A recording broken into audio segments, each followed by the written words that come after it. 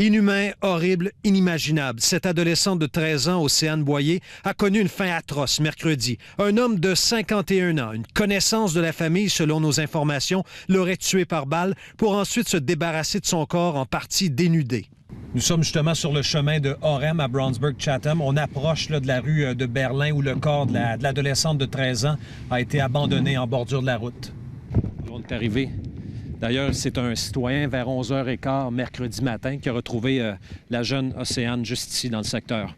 Pas de véhicule suspect, vous n'avez rien vu hier matin? 4 chars par jour ici, là. Oui. T'sais. Fait que quand un char on connaît pas, on le remarque. Comment vous réagissez à la nouvelle? Parce que ça s'est passé à quelques mètres de votre résidence. Bien là, je suis sur le choc et je viens faire des ménages dans les chalets. J'ai justement emmené mon chien avec moi parce que j'avais peur. On a quitté Brownsburg-Chatham. On est maintenant à La Chute, à quelques maisons du lieu de résidence de la jeune victime. L'école secondaire, sa polyvalente, la polyvalente Lavigne, est juste en face. Et tous les matins, elle empruntait donc le même chemin pour se rendre en classe. D'ailleurs, mercredi, elle a déjeuné avec sa mère. Elle lui a souhaité bonne journée, mais elle ne s'est jamais rendue à l'école.